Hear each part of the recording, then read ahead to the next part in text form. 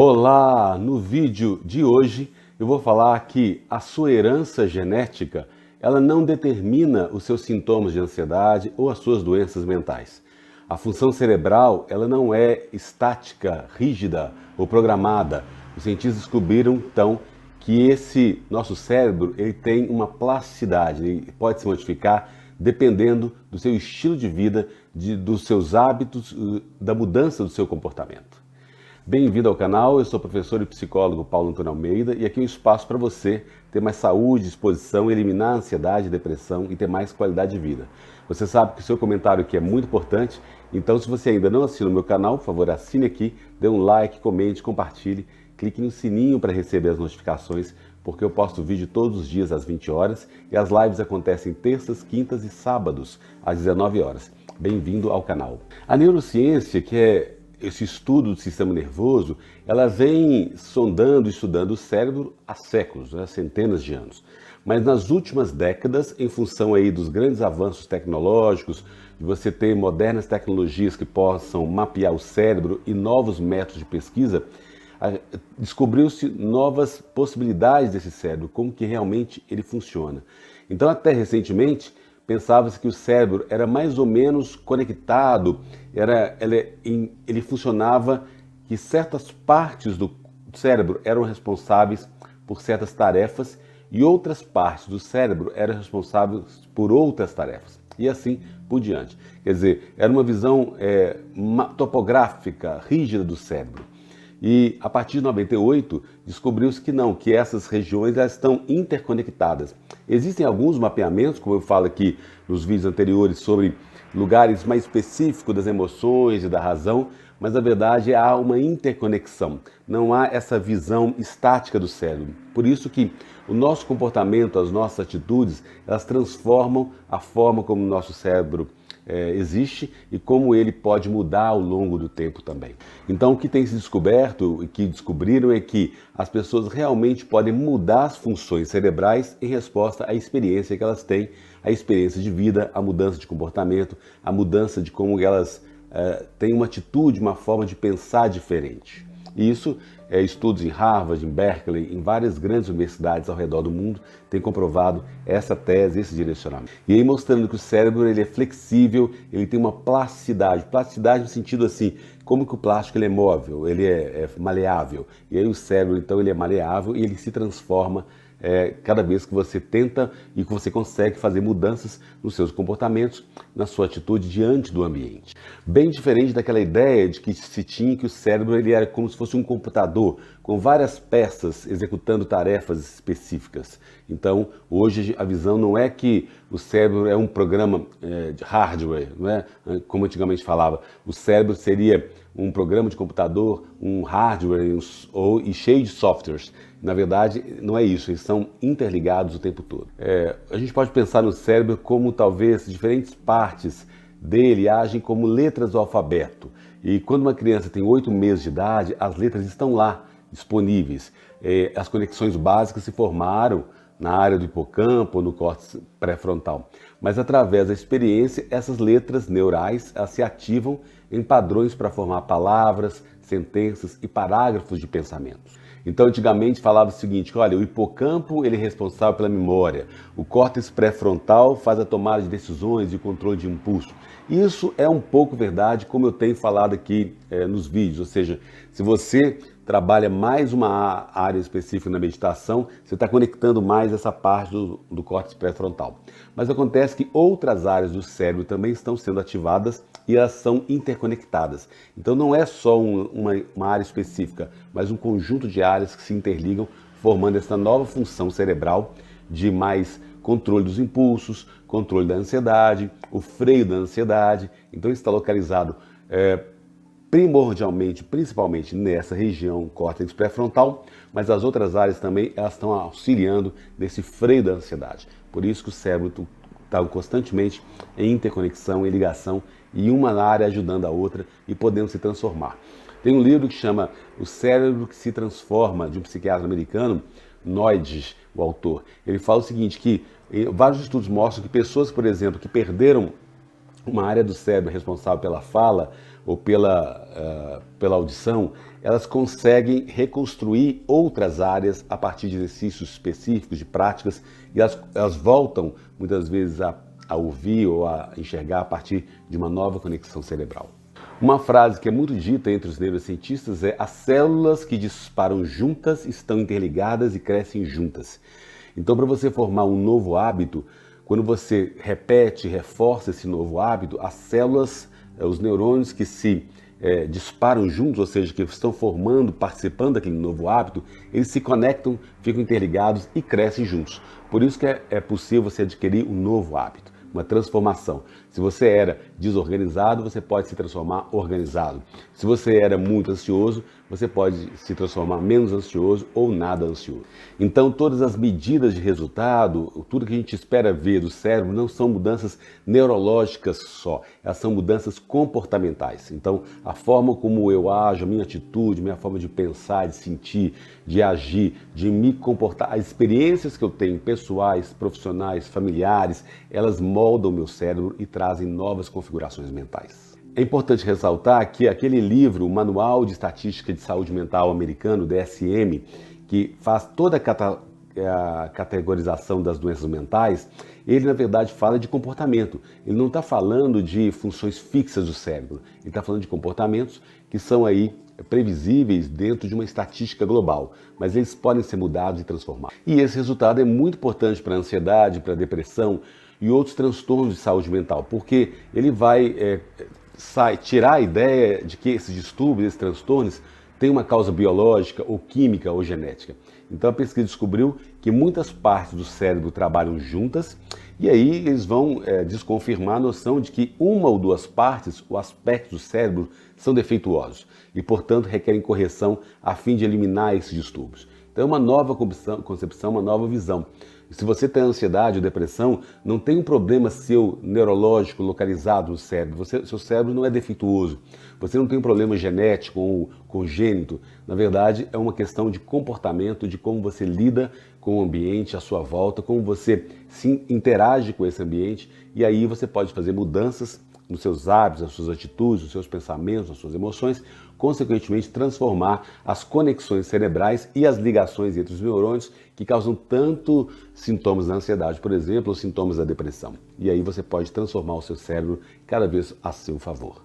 As pesquisas recentes, então, sobre a neurociência mostram que nossos comportamentos determinam como o cérebro funciona e não como o cérebro funciona que determina os comportamentos. É diferente, é uma outra visão. Por isso fica mais possível a gente pensar em transformações, em pessoas que falam o seguinte aqui no canal, muitas vezes vocês veem nos comentários: eu acho que eu não tenho conserto, não tem melhora para sintomas da ansiedade, parece que nunca vão acabar.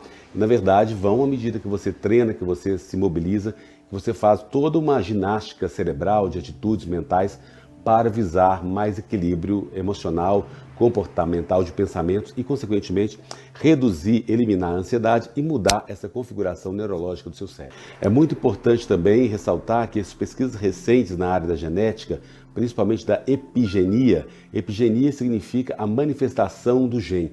Eles descobriram que os genes não determinam o nosso comportamento. Na verdade, em muitos casos, nossos comportamentos determinam essa expressão genética. E aí que vale a pena a gente entender que isso, na verdade, é todo o caminho para a nossa transformação. Então, por isso, que muitas vezes você tem aí mães ou pais que são diabéticos e você não é diabético. Não é?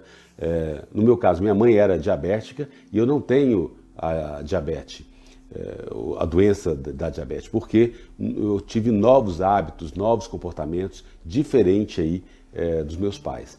Então, consequentemente, você pensa assim: se meu pai e minha mãe teve um problema de saúde mental ou de ansiedade, então eu herdei aquilo deles geneticamente. Mas, na verdade, o que a gente sabe é que você pode ter herdado os genes, mas a expressão dos genes, ou seja, como que o gene se comporta no ambiente, como você usa esse gene através do seu comportamento no ambiente, ele vai mudar essa genética. Então, você não é determinado pela sua genética, você não é determinado pelaquilo que você herdou dos seus pais, mas sim pelo comportamento que como você foi criado, como você foi educado. Isso influencia sim, Mas uma vez que você foi educado de uma forma lá na infância, ou você aprendeu a ser ansioso durante a sua infância e adolescência, não significa que você não possa mudar a partir de agora.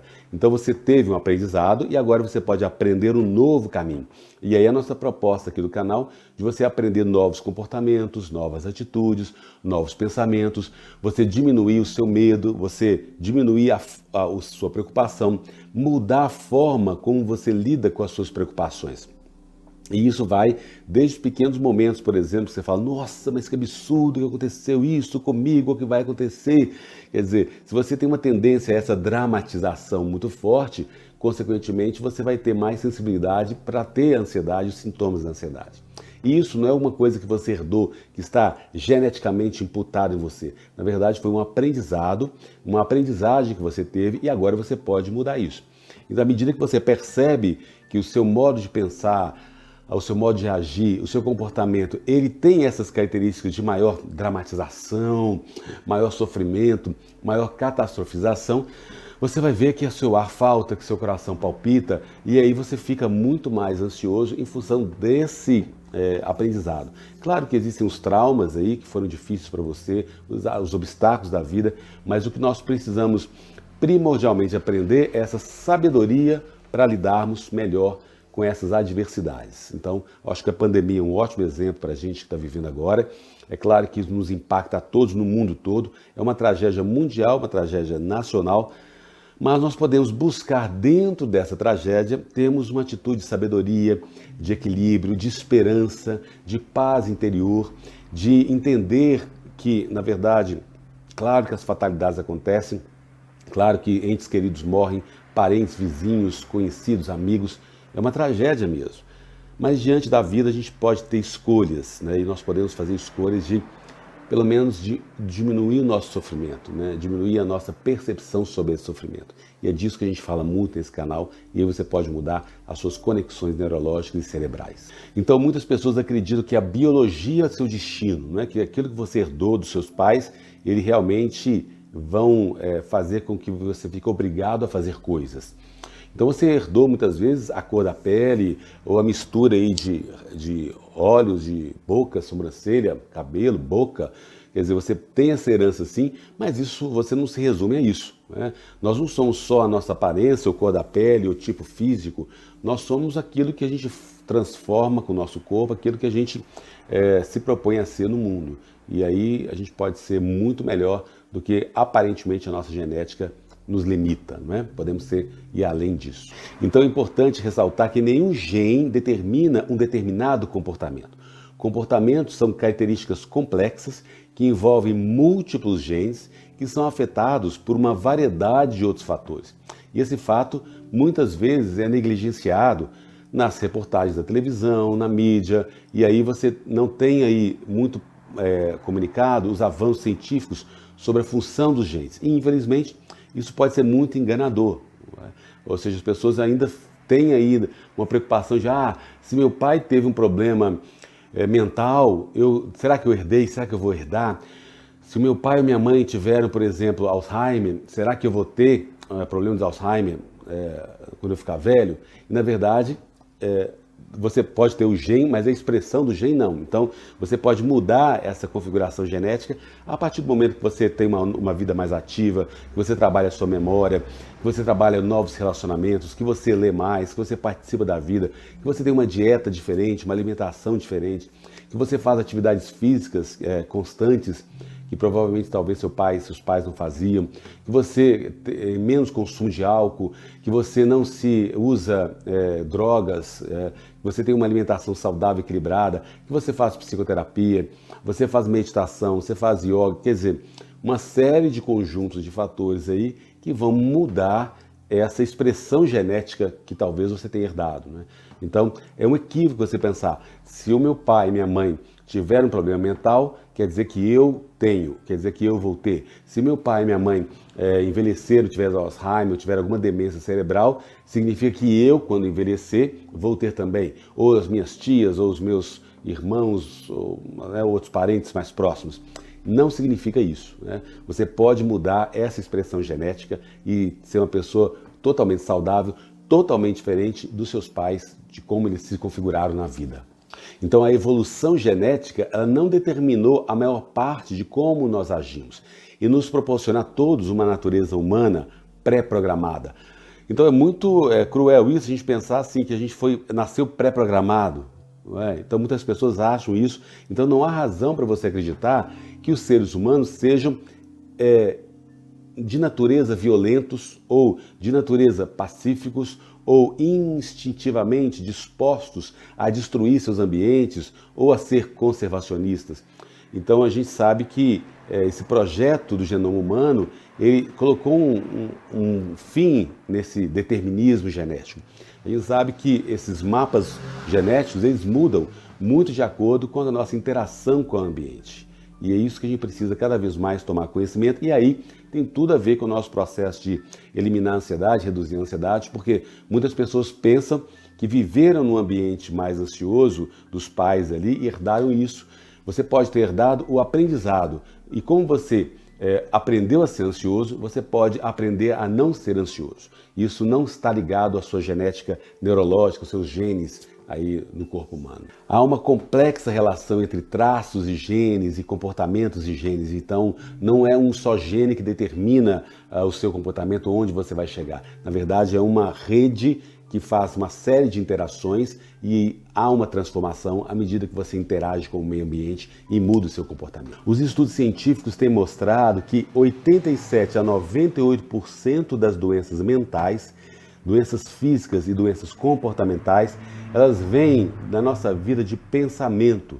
E isso é um número grande e assustador. Ao contrário do que muitas pessoas têm pensado e que vieram dos genes ou de uma herança genética. Na verdade, poucos processos humanos são ligados ou desligados por um único gene. A maioria dos processos requer muitos genes agindo em conjunto para produzir um resultado comum.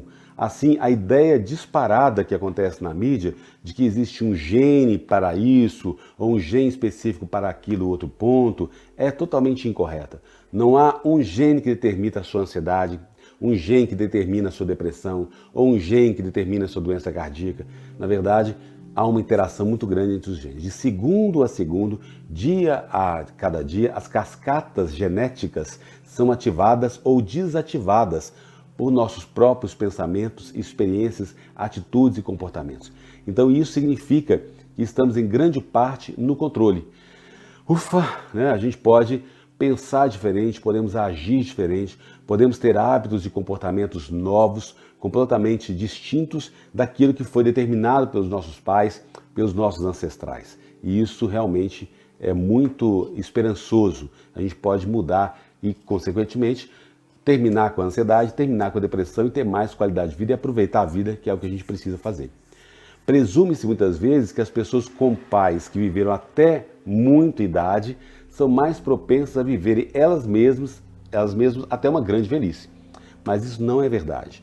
O estudo mostra que os fatores hereditários não desempenham um papel importante e que o estilo de vida tem o maior impacto. Então o fato de seus pais terem morrido com 100 anos ou com 99 anos, não significa que isso vai acontecer com você.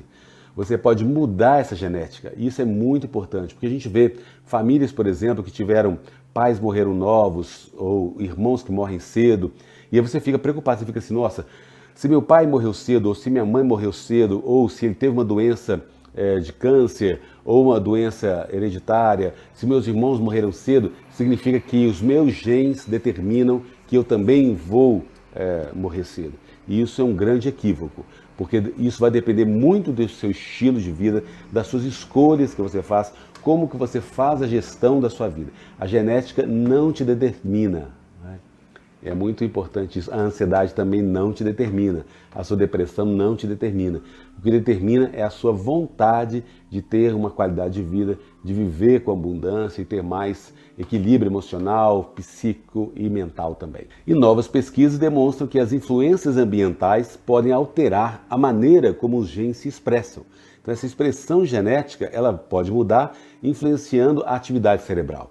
Então o ambiente que você está, a temperatura, as relações interpessoais, o que você faz, sua experiência profissional, a sua experiência familiar, os seus amores, os seus relacionamentos, a forma como você lida com as adversidades, como nós estamos lidando com essa pandemia agora, ela vai mudar a nossa expressão genética e, consequentemente, mudar a nossa atividade cerebral. Isso tudo depende de como eu encaro essas mudanças. E então, eu não tenho um determinismo biológico, eu não tenho um determinismo genético.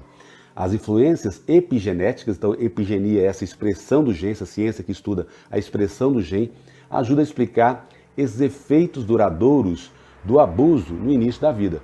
Então, quando os seus colegas eles vão estudar, por exemplo, várias relações aí, um estudo foi feito, gente, com ratos recém-nascidos que foram colocados por 30 minutos dia a dia, diariamente, cuidados por um adulto estressado, que os tratava de forma muito estressado, não é? E os ratos recém-nascidos desenvolveram mudanças na expressão genética da amígdala, na região cerebral responsável pelo processamento emocional, que é a amígdala. Então eles encontraram experiências iniciais que produzem mudanças na expressão do gene que persiste até a idade adulta. Aí, isso deve a mudanças duradouras no DNA, né, em função de como eles foram tratados ali. Então, fatores ambientais, a forma como você foi criado, por quem, do jeito, pesam muito na modulação da expressão genética em humanos. Descobriram que os genes e caminhos específicos são afetados pelo estilo de vida e geografia. E a implicação mais importante desse estudo é que pessoas com as mesmas composições genéticas podem estar em ambientes diferentes e ter perfis de expressões diferentes. E é por isso que a gente vê irmãos gêmeos totalmente diferentes. Eles podem ser idênticos na configuração corporal, na imagem, mas têm comportamentos, atitudes totalmente diferentes. Não significa que eles vão ter caminhos de escolha de vida similares. Então, ter um gene, ter uma expressão, uma configuração genética, é apenas o primeiro passo. A menos que um gene seja ligado, ele é tão significante quanto você coloca uma música, um CD que não é tocado ou um MP3. E o comportamento, ele não está gravado no seu DNA, não está gravado no seu gene. Com quem você casou, vai casar, o que você vai estudar, que profissão você vai ser, se você vai ser engenheiro, médico, ou pedreiro, ou profissional liberal, professor, ou psicólogo, isso não está gravado no seu DNA. Você que escolhe, não é? Existem profissões hoje que não existiam há 100 anos atrás. Então, você pensar que uma profissão está cravada no seu DNA é meio uma insanidade, porque há 100 anos atrás não existia programador de computador. E será que isso não estaria no seu gene lá atrás? Então, essa traz para a gente essa clareza de que o seu comportamento não é determinado pelo seu gene. E uma vez que a função cerebral e a expressão genética são em grande parte determinadas pelo comportamento e não o contrário, essa pesquisa vai apontar algumas conclusões para a gente, pessoas que sofrem de transtorno de ansiedade e saúde mental. Então, muitas áreas do cérebro trabalham em conjunto para realizar tarefas em vez de certas partes do cérebro realizarem certas tarefas. Então a neuroplasticidade demonstra que o comportamento determina como o cérebro funciona, em vez do cérebro determinar o comportamento. As áreas que se iluminam durante uma ressonância magnética são mais resultado de nossos comportamentos do que a causa deles. A anormalidade química encontrada nos cérebros ansiosos são resultados de comportamentos ansiosos e não a causa deles. E qualquer alegação de que a ansiedade, o transtorno de ansiedade é causado por uma questão química ou biológica são equivocados, né? Ao invés de ser rígido, o cérebro é bastante maleável e, portanto, pode mudar e adaptar ao longo da vida. Nenhum deles está condenado a um transtorno mental específico. A expressão genética, em grande parte, o nosso estilo de vida, nossos comportamentos e como interagimos com o nosso ambiente. E aí você pode transformar o seu cérebro. E você pode substituir comportamentos não saudáveis por comportamentos saudáveis e ter benefícios a longo alcance. O transtorno de ansiedade, como muitos transtornos de saúde mental, é causado por comportamentos não saudáveis e não por um problema no cérebro ou genes. O cérebro não se torna ansiosamente gravado ou permanentemente defeituoso. Essa neuroplasticidade, ela vai desconfirmar isso e os transtornos de ansiedade podem ser tratados cada vez mais. Então, querido, se você gostou desse vídeo, dê um like, comente, compartilhe. E se você ainda não assina o meu canal, assine aqui. E aí a gente pode comentar, criar essa comunidade onde uns apoiam os outros. Seja bem-vindo ao canal.